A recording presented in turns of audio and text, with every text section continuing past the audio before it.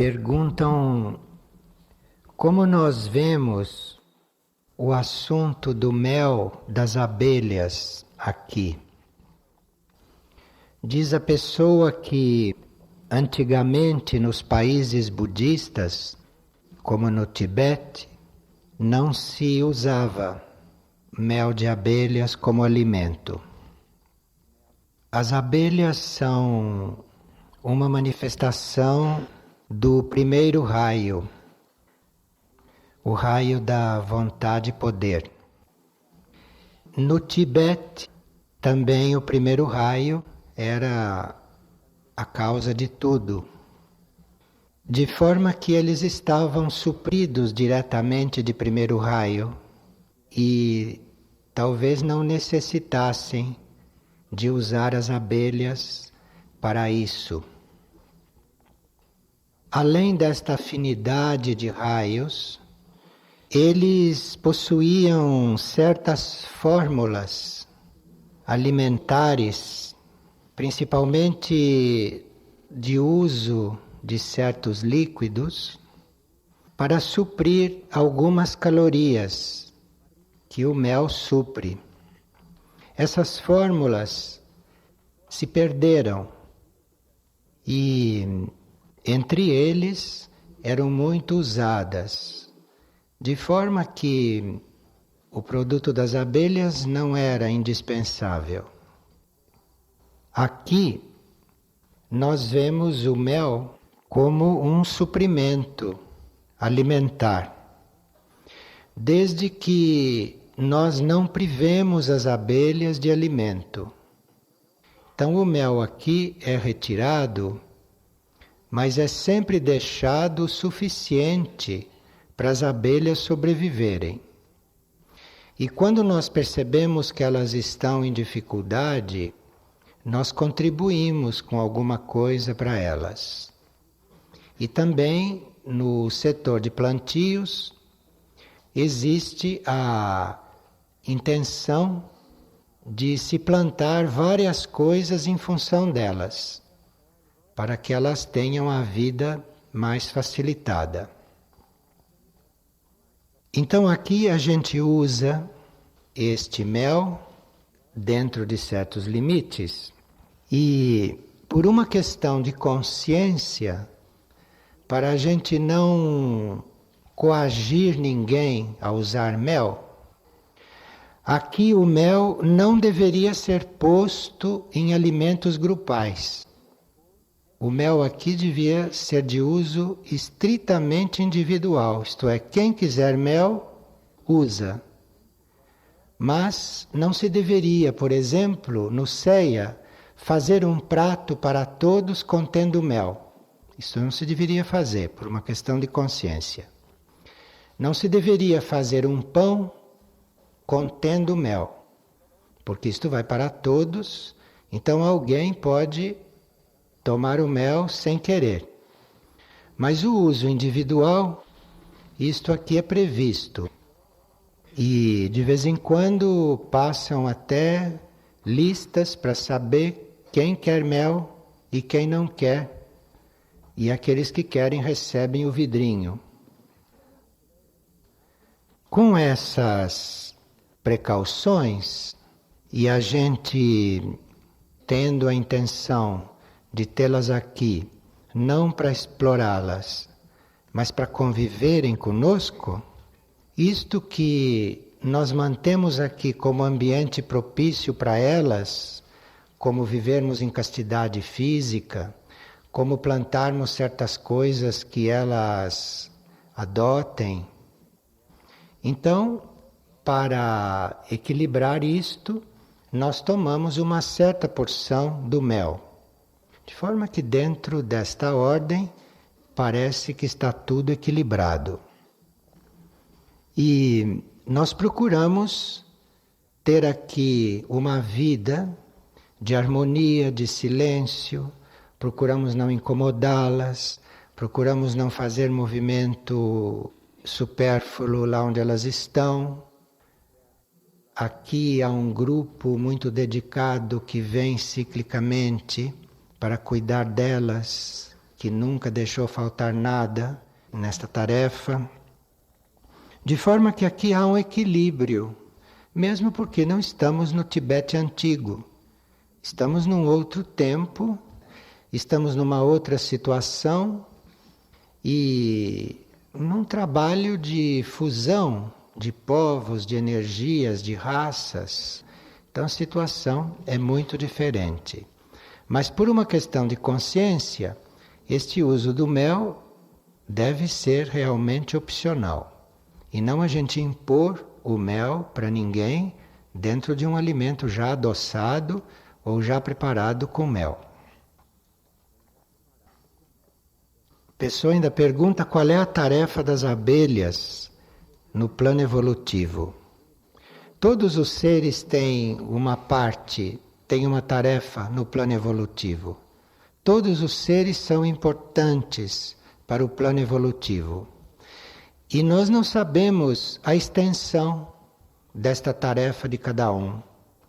Não conhecemos isto totalmente. O que nós sabemos aqui no planeta Terra com respeito às abelhas é que elas estão presentes aqui em função de representarem o primeiro raio. Porque o planeta não é de primeiro raio, a humanidade não é de primeiro raio, o reino animal aqui não é de primeiro raio. Então aqui exemplares de primeiro raio são como que mensageiros desta energia, presenças diretas desta energia. E o que isto representa para o planeta, a ciência desconhece, a ciência humana desconhece. Nós sabemos que sem o reino animal neste planeta, a vida seria impossível, porque cada reino tem uma emanação, cada reino tem uma irradiação, cada reino é uma presença que constitui uma composição de energias. E a composição representada pelo reino animal é básica para todo o equilíbrio planetário. Não seria possível a vida humana neste planeta se não houvesse reino animal. Não seria possível a vida de nenhum reino aqui neste planeta se eles não estivessem aqui combinados. Então, certos exemplares do reino animal, certos ramos do reino animal, podem ter até uma tarefa específica, como este ramo das abelhas, com o primeiro raio que elas representam. E elas formam dentro das colmeias figuras geométricas, elas têm um sistema de construção todo geometrizado, e isto atrai uma série de ordenações na energia, isto ordena a energia aqui no planeta Terra. Muito antes de nós descobrirmos o valor de uma figura geométrica, elas já construíam dentro das colmeias geometricamente. E se nós formos ver estas coisas, se nós formos observar, nós vemos que aqui tem toda uma construção mental, abstrata, que teve como base a presença das abelhas, o trabalho das abelhas, aquilo que elas fizeram aqui naturalmente e que fazem até hoje. Agora, esses ramos de vida têm uma função, eles têm uma tarefa em cada mundo onde eles se exprimem. Então, estas abelhas que não são uma vida terrestre, que são uma vida de uma outra área do sistema solar, este ramo pode ter uma função aqui no plano evolutivo e lá onde ele tem a sua origem pode ter outra função. Mesmo porque lá onde ele tem a sua origem eles não existem como abelhas físicas. Isto é uma forma de vida que não é física lá. Então essa função no plano evolutivo depende do local, depende de onde elas estão e elas se encontram. E como é o relacionamento aqui, pergunta uma outra pessoa, com certos tipos de insetos como a formiga, por exemplo, nos plantios. Nós temos que ver estas coisas na época atual, né? Nós não precisamos estar olhando para trás, porque no passado a situação era outra, bem diferente. Existem as formigas que são benéficas e que todos sabem, não, que elas fazem, arejam o solo, elas têm muitas funções específicas. Então existem as formigas benéficas e existem aquelas que degeneraram com o tempo e se tornaram extremamente destrutivas.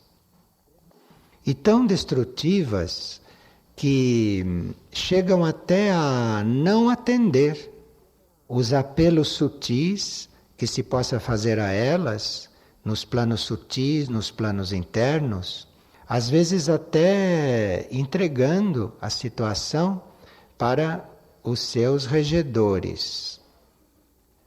E não se sabe se isto chega aos regedores e se os regedores atendem ou se são elas que, por estarem completamente degeneradas em certos ramos, não atendem. Com estas que destroem sistematicamente o que se constrói na nossa tarefa de plantar, na nossa função de desenvolver os plantios, porque essa é uma das tarefas do homem, não? Do homem encarnado. Uma das tarefas é plantios, das tarefas básicas. E sempre que há uma tendência muito destrutiva, pede-se licença ao reino e se as envia para um outro plano, usando o processo mais harmonioso possível e o de menor dano possível. Mas isto se faz porque nós temos a consciência de que morte não existe, de que passar para um outro plano é apenas uma transição. Então, quando se manda uma formiga para um outro plano, se tem consciência destas coisas e se tem consciência também que se elas não conseguiram se harmonizar aqui, que no outro plano deve haver os seus guias, que as esperam, que as aguardam e que vão lhes dar uma outra oportunidade lá de aprendizagem ou de harmonização. Nós nos referimos ao plano astral, porque elas saem daqui e vão direto para o plano astral. E lá no plano astral deve haver um mecanismo para recebê-las e deve haver um mecanismo para reencaminhá-las. Aqui nós não damos combate às formigas que destroem. Aqui nós deixamos muitas matas preservadas, deixamos muitos lugares à disposição delas e não damos combate a elas, não. Não tomamos conhecimento da vida delas nessas áreas nas quais nós nem entramos. Quando vemos que, apesar de tudo isto, elas ainda recorrem aos plantios, que elas ainda recorrem àquilo que é a nossa necessidade, a necessidade geral de ter alimentos, então nós, com todo o respeito pela vida, né, enviamos para um outro plano de vida. Claro que existe aqui uma consciência diante disto. E as pessoas que trabalham nos plantios têm tudo isto na consciência. E também, desde que se chegou aqui, desde que nós chegamos, nós tínhamos como prática, várias vezes por semana, durante a noite, irmos com grupos especializados em fazer isto, grupos de oração, grupos de cânticos, grupos de plantios. Íamos com esses grupos em várias áreas de Figueira.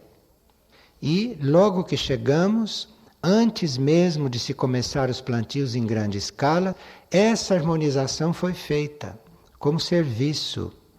Havia pessoas que à noite saíam em grupo para se harmonizar com esses reinos, para se harmonizar com esses regedores. E chegamos num bom ponto de harmonia. Esse trabalho foi feito nos primeiros 2 anos e, claro, que muita coisa deixou de acontecer. Tanto assim que quando nós chegamos aqui havia formigueiros que na superfície tinham dezenas de metros quadrados e esses formigueiros todos desapareceram. Aqui havia uma falta de arejamento subterrâneo no solo e tudo isso já desapareceu. Isto tudo está resolvido. De forma que o trabalho de harmonização com esses seres surtiu muitos efeitos que não se vê, né? Mas surtiu efeito. E tudo que se vê ainda de desequilíbrio com relação a essas mais destrutivas, isto é o mínimo que pode acontecer em uma Terra, em um planeta de superfície todo desarmonizado e cujo plano mental humano é completamente hostil à harmonização com todos esses bichos, com todos esses animais. Porque a situação do mental coletivo humano é de um desequilíbrio tal que você, no plano mental, não pode tratar disto de uma maneira normal, porque não há resposta do mental destes reinos ali. Mas, mesmo assim, o que foi feito, o que é feito e a consciência que nós temos, embora não elimine completamente a possibilidade de nós enviarmos para os outros planos aquelas que insistem e que não. Embora isto aconteça, o que deixou de acontecer e o que deixa de acontecer nós não conhecemos, não sabemos. Teríamos que nos responsabilizar pelo que fazemos e prosseguir. E dentro de um equilíbrio geral entre se alimentar seres humanos e seres animais com produtos da terra e prejudicarmos isto por causa de uma atividade destrutiva de seres que têm outras formas de se alimentar, isto no equilíbrio geral, isto está perfeitamente pacífico aqui. E acho que o setor dos plantios não tem dúvida quando lida com isto, quando toda esta consciência e quando todas essas intenções estão presentes.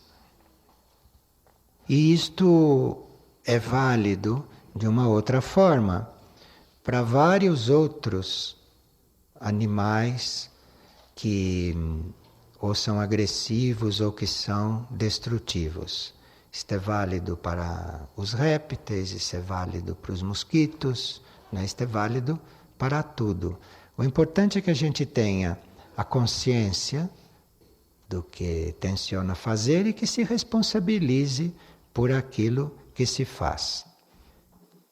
Existe aqui um setor de harmonia com os reinos e este setor deve equilibrar estas coisas, criando benefícios e criando uma situação favorável para outros exemplares do reino animal.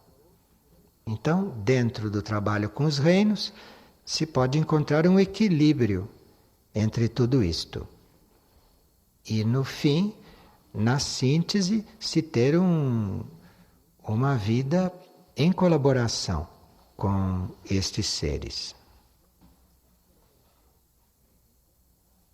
Por que quando chego em Figueira, pergunta uma pessoa, eu fico muito ativa, mas na hora da partilha parece que eu me encontro numa dimensão diferente e por mais que eu tente permanecer alerta, eu não consigo.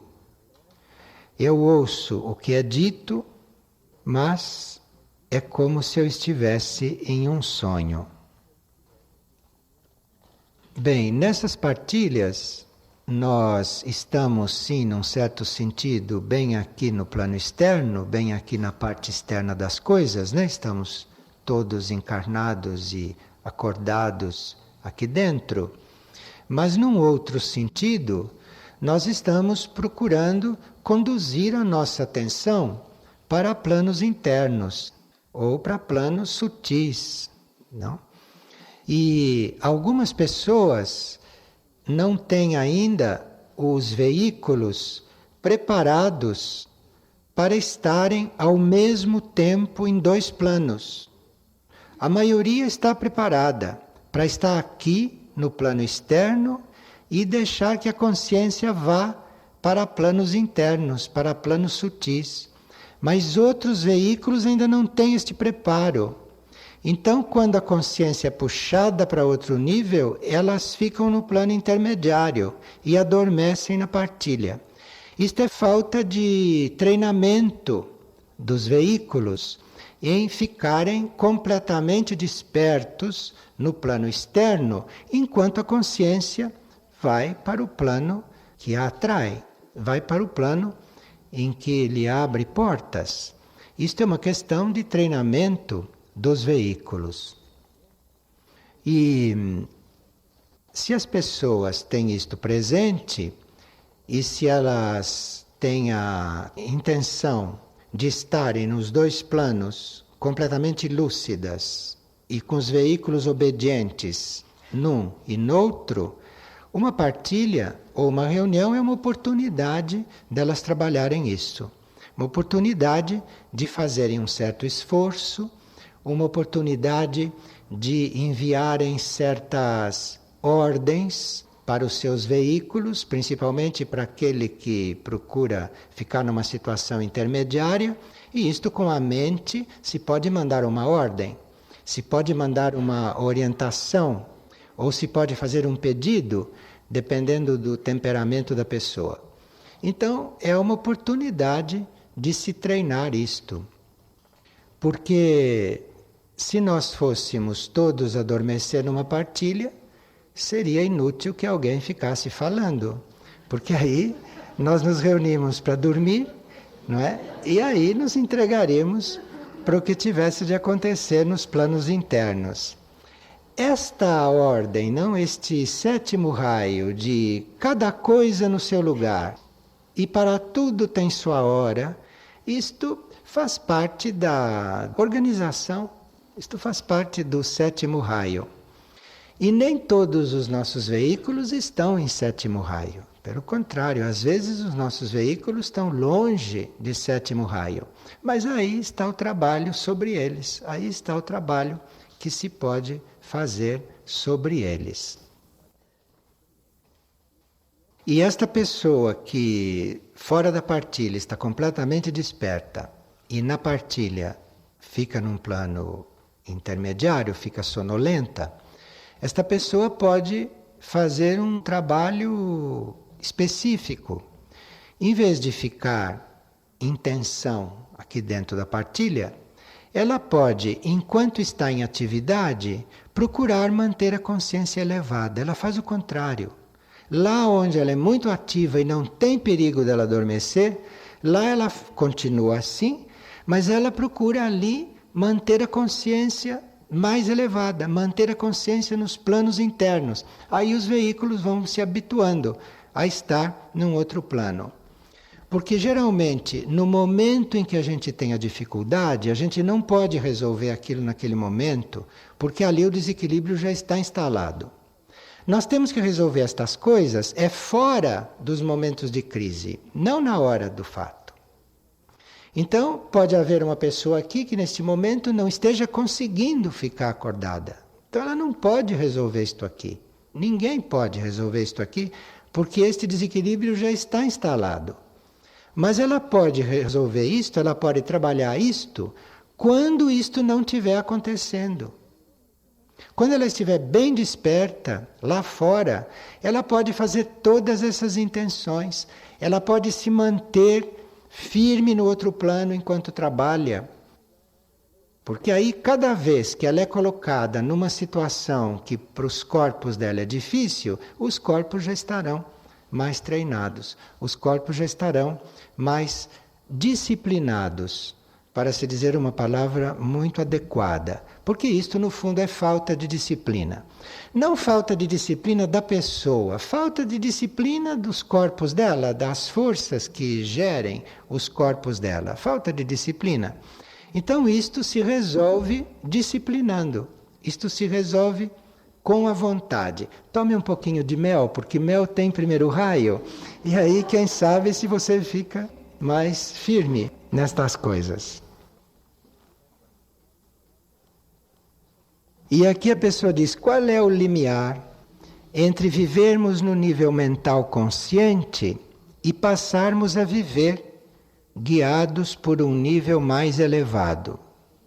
Isto acontece inconscientemente ou há sinais mais claros de que essa transição já está acontecendo? Bom, um sinal bem claro disso é que você não esquece os níveis elevados. Então é sinal que você não está tão ausente de lá. É você ter isto presente. Não precisa que aconteça nenhum fenômeno. Não precisa que você saia do corpo. Se você tem isto presente, se você não esquece disso, se você se lembra disto conscientemente, e se isto não te perturba, se isto não te dispersa, se isto não atrapalha a sua atenção voltada para as coisas externas, enfim, se você tem isso presente, é sinal que você está lá também. Não precisa nenhum fenômeno. É claro que é inconsciente essa nossa situação. Essa incursão da nossa consciência para esses outros níveis é um trabalho inconsciente. Porque nenhuma forma consciente nossa tem força para penetrar um nível supraconsciente. Isto tem que se dar por atração do alto, para que a nossa consciência suba, para que a nossa consciência se eleve. E também uma disponibilidade da nossa consciência para se elevar. Então isto é muito harmonioso, isto é muito sadio. Ninguém aqui apresenta traços anormais porque está subindo com a consciência, pelo contrário, as coisas ficam cada vez mais harmoniosas aqui embaixo, as coisas ficam cada vez mais simples aqui embaixo, mais unidas, mais integradas aqui embaixo, e isto é um trabalho inconsciente. Nós não temos possibilidade de estar analisando, de estar verificando, ou de estar fazendo avaliação sobre esse trabalho, a menos que comecemos a criar estas coisas todas com a nossa imaginação. E esta pessoa disse, parece que quando nós vamos entrando neste estado de consciência mais elevado, cada vez mais decididos ficamos em atuar aqui mais atentamente. Isto sim. Porque este estímulo de você ser o mais adequado possível à necessidade aqui, isto é uma inspiração que vem do alto. Então o alto não rapta você. O alto não chama você antes do tempo para lá, não tem perigo. Então, todo este contato com o alto deve redundar numa cada vez mais precisa e adequada atuação aqui. E deve redundar numa cada vez mais harmoniosa atuação aqui. E esta pessoa que está trabalhando isto vem observando essas coisas em si. Há cerca de 2 semanas, diz uma pessoa, tive um sonho em que me era entregue um envelope. E me era recomendado que estivesse muito atento e que prestasse muita atenção. E no envelope havia o nome de uma hierarquia. Sim, eventualmente estamos atravessando um período, estamos atravessando uma fase na qual certos contatos internos são facilitados, certos contatos internos são possíveis. E como isto aconteceu há 2 semanas, estava se aproximando este último plenilúnio, que é uma presença crística fortíssima que chega até o plano etérico quase materializada. Então aqui isto correspondeu a esta materialização deste envelope com o nome desta hierarquia. E aqui alguém pergunta se a consciência que nos inspira tem algum pronunciamento a respeito da doutrina espírita kardecista. As consciências que nos inspiram não se ocupam de tarefas alheias. Então, a consciência que nos inspira é uma consciência que diz respeito a um certo alinhamento e que diz respeito a uma certa tarefa. Então, esta consciência não se refere a nenhum outro tipo de tarefa. Isto não existe na consciência superior. Então, aquilo que nos inspira deve nos inspirar naquilo que nós temos que cumprir. E esta consciência não tem que se referir a Allan Kardec. E nem que se referir a nenhuma outra coisa que não seja esta. Isto é um princípio. Muitas vezes nós podemos ter alguma dúvida mental ou poderemos precisar de ampliar um pouco certos conhecimentos para aperfeiçoar certas coisas. Então, nada impede que a gente se dirija à própria consciência e faça uma pergunta. Mas realmente, aqui nunca se perguntou para a consciência que nos inspira se o Espiritismo é válido ou se o Espiritismo não é válido. Aqui nunca se perguntou isto. Aqui nós poderíamos responder a isto pessoalmente. Cada um de nós pode dar a sua própria impressão sobre isso. Mas não pode falar em nome da consciência que nos inspira, porque esta consciência que nos inspira nunca tratou de Espiritismo aqui, nunca. Porque não é o nosso campo, não é a nossa tarefa, não é o nosso instrumento de trabalho. Embora certas coisas que se diz aqui e certas experiências que um ou outro possa ter aqui, possa ser interpretado como coisa que tem paralelo com o Espiritismo. Mas isto é uma interpretação da pessoa. Porque todas essas doutrinas e todas estas linhas de trabalho têm a sua parte universal. Então, se aqui, de repente, possa parecer que eu fale coisas kardecistas, eu não estou falando coisas kardecistas. Eu posso estar falando uma coisa universal e que ele também tenha falado. Por ser universal, então todos falaram. Mas aquilo não é Figueira e aqui não é o Espiritismo. Aqui tem uma coisa universal que está praticamente em todas as formas, não? De você ter este caminho praticado. E é muito importante que a gente não se ocupe das coisas dos outros para não se criar karma negativo com estas coisas. Porque um ser na sua evolução pode ser transmigrado de uma linha para outra, não é? Um ser pode passar por várias linhas antes de chegar no caminho que ele está hoje. E se nós não formos neutros, impessoais, se nós não formos isentos de qualquer comentário sobre outras linhas de trabalho, cria-se uma situação kármica que pode impedir, no plano mental, de alguém mudar de linha. Tanto de alguém passar daquela linha para esta, como de alguém desta linha para outra. De forma que aqui é preciso realmente muito respeito, muita impessoalidade muita liberdade e muita clareza diante da consciência una. Porque a consciência é uma só, a verdade é uma só, e essas diferenças que são importantes, que são funcionais, que devem mesmo existir, porque não existem dois seres iguais, não existem dois seres no mesmo ponto, então tem que haver tudo isto. Mas nós não temos que nos ocupar disto. Nós nos ocupamos daquilo que é a nossa tarefa e nos ocupamos de manter tudo e todos dentro do único. E assim o único, a consciência única, se incumbe de fazer os movimentos, não nós.